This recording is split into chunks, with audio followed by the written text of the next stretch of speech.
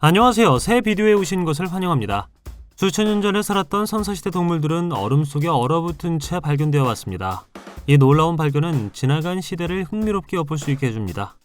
얼어붙은 유골 중 일부는 이 동물들이 어떻게 나타나는지를 보여줄 뿐만 아니라 그들이 어떻게 그곳에 있게 되었는지에 대한 단서를 제공합니다. 오늘은 얼음 속에 얼어붙은 채 발견된 선사시대 동물 20종을 소개해드리겠습니다. 이 채널을 처음 사용하십니까? 구독과 좋아요, 알림 설정 부탁드리겠습니다.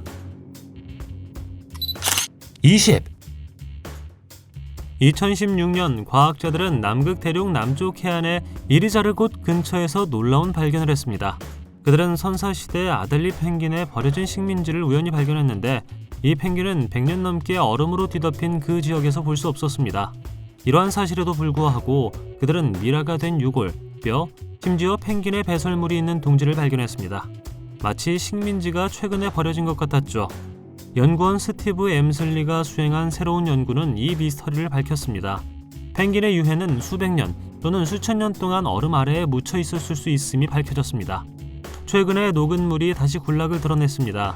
그들은 미라가 된 유골의 연대를 측정함으로써 아델리 펭귄이 지난 5,000년 동안 케이프 이리자르에 3번 서식했다는 것을 발견했습니다.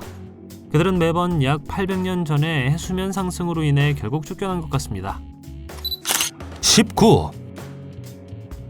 빙하기 동안 시베리아는 오늘날과 같은 황량한 땅과는 거리가 멀었습니다. 그곳에는 다양한 매머드, 툰드라 늑대, 곰, 털복숭이 코뿔소, 들소, 동굴 사자는 오늘날의 아프리카 사자보다 더 큰 친척이었습니다. 얼어붙은 시베리아 북극 지역의 깊은 곳에서 황금빛 털을 가진 새끼 사자가 발견되었는데 진흙으로 덮여 있었지만 그 외에는 잘 보존되어 있었습니다. 새끼가 마지막으로 눈을 감은 지 28,000년이 지났음에도 불구하고 새끼의 이빨, 피부, 연 조직 및 장기는 미라가 되어 온전히 보존되어 있습니다. 그 새끼의 이름은 스파르타 또는 시베리아 신바였습니다. 스파르타는 2017년과 2018년에 러시아 극동에 있는 세미엘야크 강둑에서 매머드 엄니 사냥꾼들에 의해 발견된 2마리의 어린 동굴 사자 중 하나였습니다. 처음에는 두 새끼가 15m 떨어진 곳에서 발견되었기 때문에 형제 자매인 것으로 생각되었습니다. 최근 연구는 그들의 나이가 약 15,000년 차이가 난다는 것을 밝혔습니다. 보리스로 알려진 두 번째 새끼는 약 43,448살입니다. 18. 2014년 공식적으로 사하공화국으로도 알려진 시베리아 야쿠티아의 영구 동토층에서 놀라운 발견이 이루어졌습니다. 그곳에서 발견된 털복숭이 코뿔소의 사체는 발견자의 이름을 따서 사샤라고 명명되었습니다. 사샤는 구석기 시대를 엿볼 수 있습니다. 그녀의 두껍고 곱슬곱슬한 털은 딸기 금발로 묘사되는데 이는 아프리카에 있는 현대의 흰 코뿔소의 친숙한 슬레이트 그레이와 비교하면 눈에 띄는 색입니다. 사샤의 치아를 분석한 결과 사샤가 사망했을 때 생후 7개월쯤 되었을 때였습니다. 어린 나이에도 불구하고 사샤는 18개월 된 현대 코뿔소만큼 컸습니다. 사샤의 죽음에 대한 지배적인 이론은 그녀의 몸이 영구 동토층에서 얼기 전에 진흙 구덩이에서 익사했다는 것입니다. 과학자들은 그녀의 털이 털갈이 되어 많은 동물이 겪는 현상인 계절적 털갈이를 나타낸다는 점에 주목했습니다. 사샤와 그녀의 동료들을 연구하는 것은 약 35,000년에서 5만 년 전에 야쿠티아의 매우 다른 기후에 대한 실마리를 제공합니다. 이 지역은 오늘날 우리가 보는 기후대가 없는 더 춥고 건조한 조건을 경험했습니다. 사샤가 발견된 장소는 현재 툰드라 지역으로 당시에는 존재하지 않았죠. 툰드라 식물이 없었기 때문에 풀과 곡식이 풍부하여 그 지역에 서식하는 매머드와 털 코뿔소에게 충분한 먹이를 제공했습니다. 17. 시베리아 영구 동토층에서 발견된 고대 강아지 도고르를 만나보세요. 유전자 검사 결과 도고르는 늑대나 개종에 속하지 않는 것으로 밝혀졌으며 이는 그가 두 집단이 공유하는 신비한 조상일 수 있음을 시사합니다. 야쿠츠크에 있는 대학은 도고르의 머리, 코, 수염, 속눈썹, 입 등 도고르의 유해 일부가 놀라울 정도로 잘 보존되어 있다고 보고했습니다. 또한 강아지는 죽었을 때 여전히 전미가 있었는데 이는 당시 그가 겨우 2개월이었음을 나타냅니다.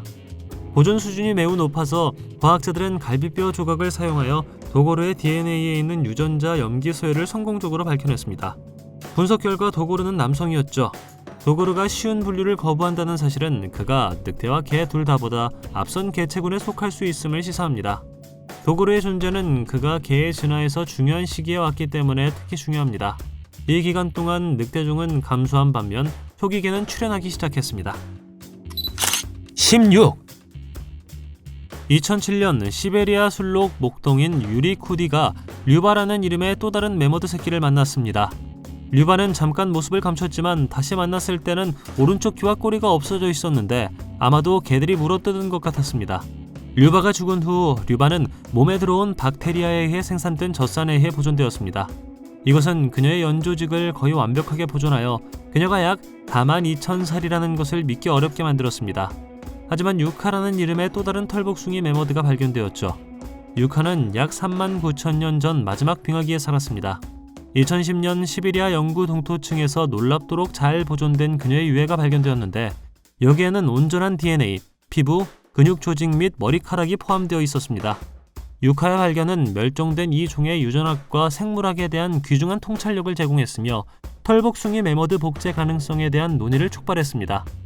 자코브 매머드는 시베리아의 타이미르 반도에서 발견되는 또 다른 선사시대 동물입니다. 이 매머드는 약 2만 년 전으로 추정되며 약 34,000년에서 12,000년 전에 살았으며 47세에 존경받는 나이에 도달했습니다. 과학자들은 매머드가 먹이를 찾거나 홍수를 피하기 위해 타이미르 지역을 떠났다는 것을 발견했죠. 15. 지구가 매우 다르게 보였던 약 2억 1,400만 년 전으로 시간을 거슬러 올라가 봅시다. 지금의 그린란드에는 이시사네크라는 공룡이 돌아다녔습니다. 이 멋진 공룡은 두 발로 걸었고 긴 목을 가지고 있었으며 실제로 현존하는 가장 큰 육상동물인 용광류의 조상이었습니다. 이시사네크라는 이름은 그린란드의 이누이트와의 경의를 표하며 차가운 뼈를 의미합니다. 처음에 과학자들은 이 공룡들 중 하나가 트라이아스기 동안 유럽에 살았던 잘 알려진 긴 목을 가진 공룡 플라테오사우루스라고 생각했습니다. 그러나 1994년 동부 그린란드에서 발굴 작업을 하던 중 잘 보존된 이시사네크의 두개골 2개를 발견했을 때 그들은 자신들이 가지고 있는 것이 매우 특별하다는 것을 알았습니다. 이 초식 공룡은 약 2억 1,400만 년 전인 트라이아스기 후기에 살았습니다. 그 기간 동안 초대륙 판게아가 갈라지기 시작하여 대서양이 생겨났습니다. 기후가 바뀌어 최초의 초식 공룡이 유럽과 다른 곳으로 이주할 수 있었습니다. 2개의 두개골은 젊고 거의 다 자란 이시사네크의 것이었고 브라질에서 발견되는 공룡과 닮았는데 마크로콜룸과 우나이사우루스는 더 오래되었습니다. 독일의 플라테오사우루스와 함께 그룹을 형성합니다. 이 비교적 민첩한 공룡은 2발로 걸었고 길이가 10m까지 자랄 수 있었다고 합니다. 14. 동시베리아의 외딴 황무지에서 온 순록 목동이 추운 북극 지역의 볼쇼의 랴코프스키 섬으로 모험을 떠났습니다.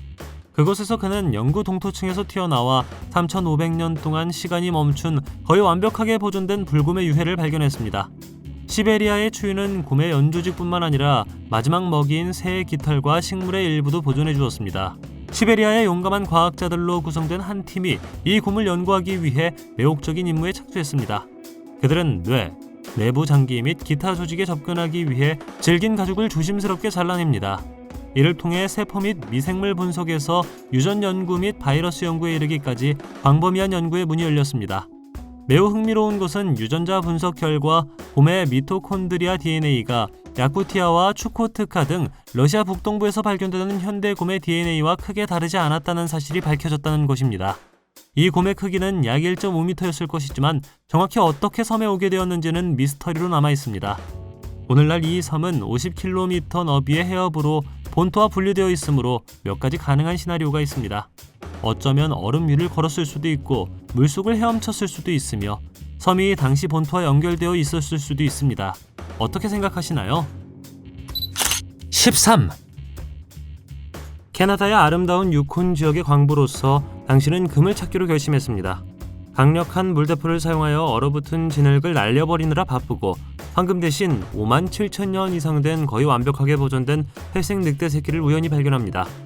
주르라는 이름의 이 놀라운 늑대는 현지 트론덕 휘친 공동체의 전통적인 땅에서 발견되었습니다. 이것은 단순한 늑대미라가 아닙니다. 몸은 눈을 제외하고 거의 100% 온전하죠. 연구원들은 주르가 암컷이라는 것을 알아냈고 엑스레이를 찍어보니 사망 당시 생후 6에서 7주쯤 된 것으로 밝혀졌습니다. 더욱 흥미로운 것은 그녀의 이빨을 화학적으로 분석한 결과 들소와 같은 대형 포유류보다는 주로 물고기와 다른 수생생물을 섭취한 것으로 나타났다는 것입니다. 주류는 건강이 양호한 것으로 보이며 이는 그녀가 굶주림이나 다른 포식자와의 치명적인 조우로 죽지 않았음을 의미합니다. 대신 그녀는 굴이 무너졌을 때 굴에 있었고 그녀를 모래 토양에 묻고 수천 년 동안 보존했다고 믿어집니다. 정말 멋진 것은 DNA 분석 결과 주류가 시베리아, 러시아, 알래스카에서 온 회색 늑대의 조상인 고대 늑대 집단에 속한다는 사실이 밝혀졌다는 것입니다. 그녀의 개체군은 더 이상 유콘 지역에서 발견되지 않으며 이는 그녀의 종이 결국 다른 늑대 개체군으로 대체되었음을 시사합니다. 12. 도슨시티에서 멀지 않은 아름다운 유콘에서 한 고생물학자가 미라가 된 빙하기 북극 땅 다람쥐라는 환상적인 발견을 했습니다. 이 모든 것은 2018년 한 금광업자가 헤스터 크릭에서 일하면서 시작되었습니다. 보통은 빙하기의 뼈와 화석을 발견하지만 이번 발견은 달랐습니다. 얼핏 보기에는 갈색 털과 피부가 말라붙은 덩어리에 불과해 보였을 수도 있습니다. 그러나 자세히 살펴보니 작은 손, 발톱, 푹신한 꼬리, 사랑스러운 귀 등 다람쥐의 특징이 분명해졌습니다. 북극 땅 다람쥐는 겨울잠을 자기 위해 지하에 미드덴으로 알려진 둥지를 짓는데 이 고대 빙하기 둥지는 종종 얼어붙은 땅에 보존되어 있습니다. 완전한 다람쥐를 찾는 것은 훨씬 드뭅니다. 다람쥐는 매머드나 검치 고양이와 달리 빙하기 이후에도 유콘에서 살아남을 수 있었기 때문에 연구에 흥미로운 생물입니다. 어쩌면 이 다람쥐가 우리가 알고 있는 빙하기 영화의 다람쥐와 닮았을지 누가 알겠습니까? 11. 42,000년 이상 된 망아지가 얼음 속에 보존된 채 발견되었는데 그 망아지의 핏줄에는 액체 피가 흐르고 있었습니다. 이 놀라운 발견은 지금까지 발견된 액체 혈액 표본 중 가장 오래된 것입니다. 이 특별한 망아지는 레나 말종에 속하며 동시베리아의 인상적인 바타가이카 분화구에서 발굴되었습니다. 망아지가 죽었을 때 태어난 지 1, 2주밖에 되지 않은 것으로 추정되지만 영구 동토층의 차가운 포옹은 망아지의 피부, 털, 심지어 아주 작은 부분까지 매우 정밀하게 보존함으로써 놀라운 일을 해냈습니다. 그리고 여기 정말 멋진 부분이 있습니다. 망아지의 방광에는 잘 보존된 소변이 포함되어 있었습니다. 과학자들은 지난 몇 달 동안 망아지에서 온전한 세포와 고품질 DNA를 추출하기 위해 열정적으로 일해왔으며 잠재적으로 망아지를 복제할 수 있기를 희망하고 있습니다. 10. 아주 오래전 인간이 등장하기 전 고대 동물들은 유콘으로 놀라운 여행을 떠나 이 땅을 거대한 생물의 낙원으로 바꾸어 놓았습니다. 거대한 낙타, 나무늘보, 사자, 하이에나 등이 이 거대 동물 원더랜드를 돌아다녔습니다. 결국 동물들이 죽었을 때 그들의 몸은 부패하여 얼어붙은 땅과 하나가 되었을 것입니다. 과학자들은 러시아와 알래스카를 잇는 고대 빙하기의 육교인 베링기아를 통해 북아메리카에 도달한 것으로 알려진 고대 하이에나의 흔적도 발견했습니다. 이것은 올드 크로우 지역에서 5만 개 이상의 빙하기 동물의 뼈 유적에도 불구하고 특정 하이에나의 뼈 또는 이빨이 2개만 발견되었기 때문에 중요한 발견입니다. 이 하이에나의 조상은 현대의 하이에나와 비슷했을 것이며 빠르고 달릴 수 있는 길고 강력한 다리를 가졌을 것입니다. 그들은 500만 년 전 유럽이나 아시아에서 진화했으며 그들의 유해는 몽골에서 캔자스, 멕시코, 그리고 현재 유콘에 이르기까지 전 세계에서 발견되었습니다. 이 고대 하이에나들의 이빨 화석 몇 개에 대한 증거는 현재 오타와에 있는 캐나다 자연박물관에서 감상할 수 있습니다. 연구자들은 이 이빨이 약 85만 년에서 140만 년 전 사이에 북극 지역을 배회했던 하이에나의 것이라고 믿고 있습니다. 9. 육지에서는 공룡, 공중에서는 익룡과 함께 존재했던 이크티오사우루스는 지상과 공중에서 공룡보다 먼저 멸종한 것으로 여겨집니다. 칠레 남부의 빙하가 녹고 있는 곳에는 선사시대 해양 파충류의 거의 완전한 골격 수십 개가 있는데 그리스어 이름 때문에 물고기 공룡이라고 불립니다. 이 거대하고 빠른 바다 생물은 약 2억 4,500만 년에서 9천만 년 전의 공룡 시대에 헤엄쳤습니다. 그들의 죽음은 그들의 유해를 심해 퇴적물에 보존한 재앙적인 이류로 인해 발생했습니다. 나중에 이 화석들은 빙하가 녹으면서 발견되었습니다. 칠레의 토레스 델 파인의 국립공원에 있는 틴달 빙하 근처에 있는 이 놀라운 지역에서는 내종의 어룡 표본 46개가 발견되었습니다. 일부 표본은 약 1억 5천만 년에서 1억 년 전인 백악기 초기로 거슬러 올라갑니다. 이 해양 파충류는 어뢰 모양의 몸체, 수직 지느러미, 날카로운 이빨이 있는 긴 주둥이를 가지고 있었는데 현대의 돌고래와 매우 흡사했습니다. 가장 큰 골격은 길이가 5m가 넘습니다. 이 물고기 공룡은 해안 근처의 수중 협곡에서 사냥했을 가능성이 높으며 그곳에서 오징어와 같은 생물과 물고기를 잡아먹었습니다. 8, 1979년 알래스카의 황무지에서 금광 광부들이 채굴 활동을 하다가 갑자기 놀라운 발견을 하게 되었습니다. 얼어붙은 진흙을 수압 채굴 호스로 녹이는 동안 36,000년 된 들소가 나타났습니다. 들소 프리스커스라는 이름의 진짜 빙하기 들소의 발견은 고생물학자 데일 거스리에 의해 발견되었습니다. 그러나 한 가지 큰 문제가 있었는데 그것은 짐승이 얼어붙은 땅에 갇혀 있었고 거대한 얼음 능선이 발굴을 막았다는 것입니다. 더운 여름에도 들소는 땅속에 얼어붙어 있었습니다. 거스리는 빨리 파내지 않으면 해동되어 썩어버릴 것을 걱정했고 그래서 그것을 제거한 후 즉시 얼리기로 결정했습니다. 들소의 시체 전체가 진흙탕에서 풀려날 때까지 발굴은 계속되었습니다. 하지만 거기서 멈추지 않았습니다. 그것을 씻어보니 뼈 조각, 머리카락, 곤충, 나무, 식물의 잔해가 드러났죠. 가장 눈에 띄는 것은 들소의 푸른색이었습니다. 푸른 색조는 동물 조직에 이미 땅속의 철과 반응하여 형성된 비비아나이트라는 광물 코팅에 의해 발생했습니다. 비비아나이트가 공기와 접촉하면 아름다운 파란색으로 변하는 것이죠. 그래서 이 빙하기 들소는 블루베이브라는 별명을 얻었습니다. 7, 2008년 알래스카 국경에서 멀지 않은 헝커 크릭에서 사금 채취를 하던 사람들이 갑자기 놀라운 발견을 했습니다. 그들은 무려 7만 5천 년에서 12만 5천 년 전으로 거슬러 올라가는 빙하기의 뼈들을 발견했습니다. 이 인상적인 뼈들 가운데서 그들은 멸종된 낙타종에 속하는 대퇴고를 발견했죠. 여기에 흥미로운 부분이 있습니다. 유전자 분석은 매우 옛날에 진화한 이 고대 낙타들이 오늘날 우리가 알고 있는 현대의 낙타들과는 다르다는 것을 밝혀냈습니다. 현대 낙타의 조상은 약 700만 년 전에 한때 아시아와 북아메리카를 연결했던 베링기아 육교를 건넜습니다.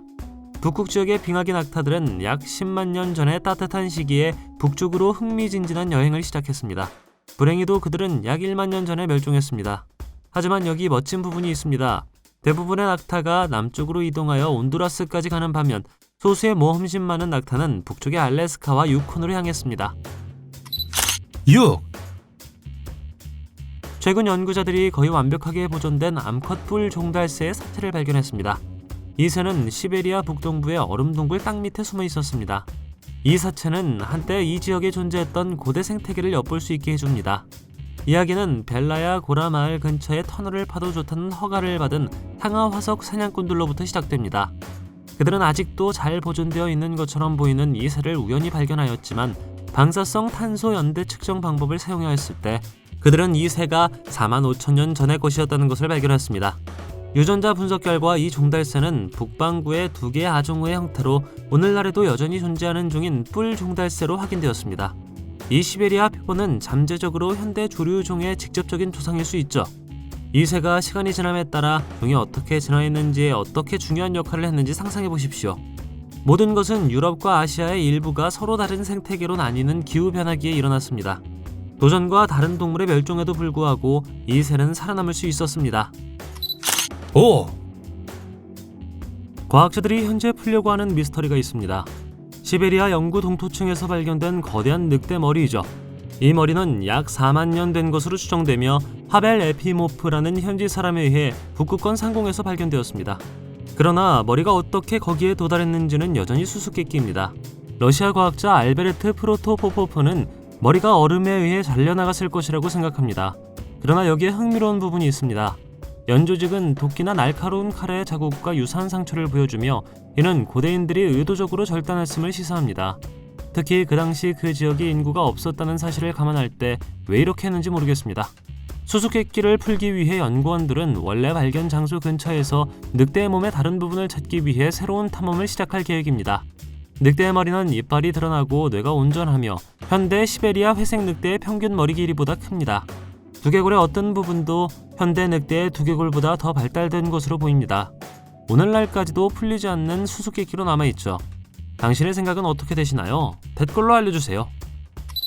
4, 2020년 영구 동토층의 중심부 깊숙한 곳에서 놀라운 역사를 가진 고대 강아지의 발견이 공개되었습니다.